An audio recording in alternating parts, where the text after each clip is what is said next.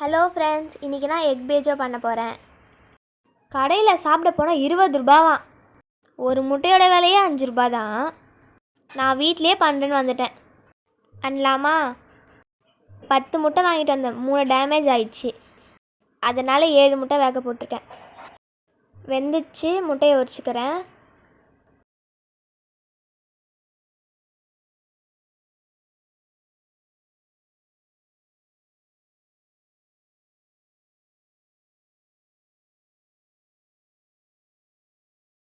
ஏழு முட்டையும் உரித்து முடிச்சாச்சு.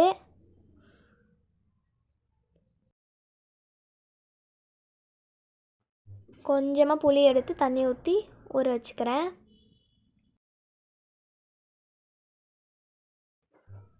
ஊறிச்சு அதை கரைச்சி ஃபில்டர் பண்ணிக்கிறேன். 7 பல் பூண்டு எடுத்திருக்கேன், அதை குட்டி குட்டியாக சாப் பண்ணிக்கிறேன். பண்ணியாச்சு. இப்போ வெங்காயத்தை சாப் பண்ணிக்கலாம்.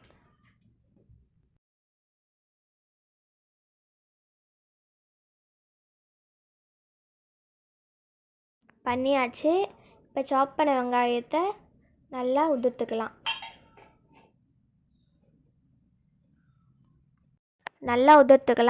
அப்போ தான் ப்ராப்பராக ஃப்ரை ஆகும்.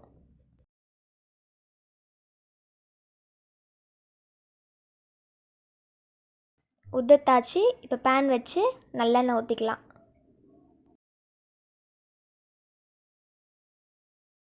எண்ணெய் நல்லா காஞ்சிச்சு. இப்போ சாப் பண்ண பூண்டை போட்டுடலாம்.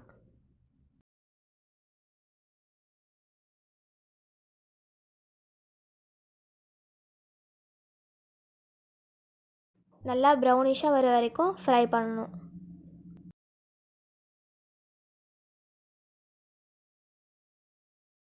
நல்லா ப்ரௌனிஷாக ஆகிடுச்சு. இப்போ பிளேட்டில் மாற்றிக்கலாம்.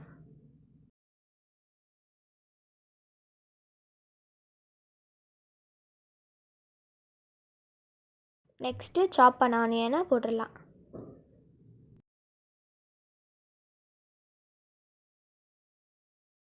இதையும் நல்லா ப்ரௌனிஷாக வர வரைக்கும் ஃப்ரை பண்ணிக்கலாம்.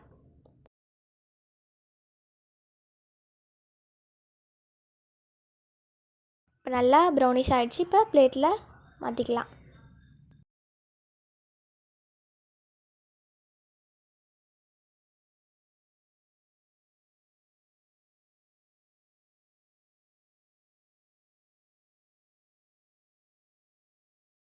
கொஞ்சம் உப்பு போட்டு தண்ணி ஊற்றி உப்பு கரைசல் ரெடி பண்ணிக்கலாம். கொஞ்சம் கொத்தமல்லி சாப் பண்ணிக்கலாம். ஃப்ரை பண்ண எண்ணெயை ஒரு பவுலில் மாற்றிக்கலாம்.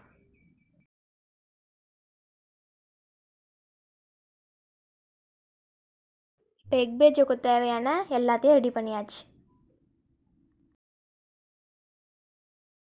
முட்டையை கொஞ்சம் கட் பண்ணி கார்லிக் ஃப்ரை வச்சுக்கலாம்.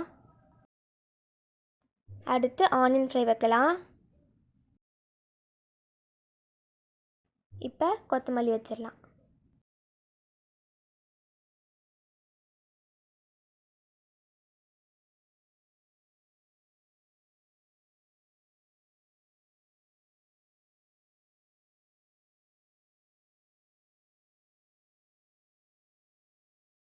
எல்லாம் வச்சு செட் பண்ணியாச்சு.